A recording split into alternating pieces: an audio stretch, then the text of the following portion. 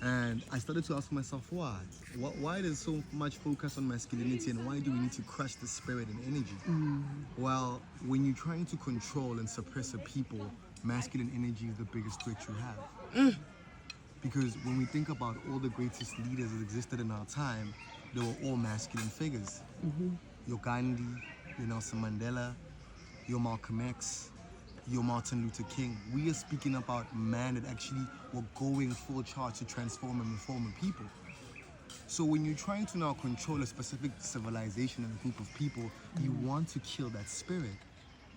Because the less masculine man we have in our society, the less rebellion, the less, speaking out, the less control, the less leadership, the less guidance we have in our society. Giving the 1% and those in power to further control the world without anybody actually fighting against that. And I want to focus this conversation, especially in the black community, how they've tried to demasculate us by not even offering us the economic opportunities we need, like jobs. So we are unable to provide for our families. Already that demasculates us as a people. So masculinity, the pillar of masculinity in itself is work. And when I talk about work, I'm not talking about your job. You're right, you have a job and then you have work. Your job is what you do for a living. Your work is what you're supposed to contribute on the earth.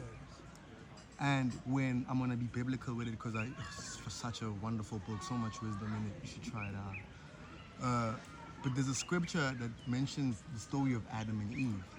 And before God made Eve, he made Adam. And when we ask ourselves, why did God create Adam first? Well, there's a scripture, a book in Genesis that says that before God wanted to create all this abundance, all this lush green, he needed a man, a manager. He says a manager.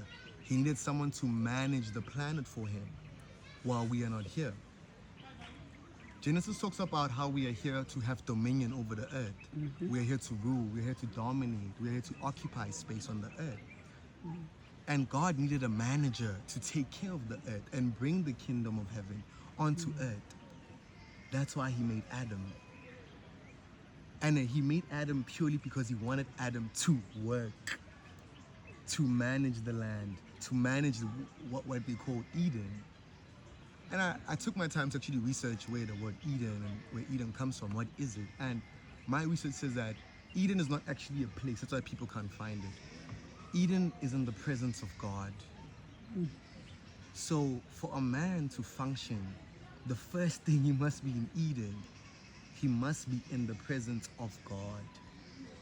And then once a man is in the presence of God, he can then get his work, where God can speak to him through spirit to say that, oh, now, okay, I see you, Kutlwano. You in my presence. This is what I want you to do. And then once I have the work, now once the man has the work, the man needs to work. And when the man is in his process of working, then, now he needs a helper. He needs someone to assist him in his work. And that's how Eve comes into the picture. And don't get me wrong, I'm not saying that Eve is weak or superior or inferior. No. For someone to say that you need a helper to do your work, that means it must be someone of equal strength to help you with your work, to help you manage Eden, right? So what I see lacking today in today's society of man is the work. I see a lot of guys with jobs, don't get me wrong. Niggas have jobs, they're working, they driving cars, it's nice. That means capitalism, it's incredible. She touched on that.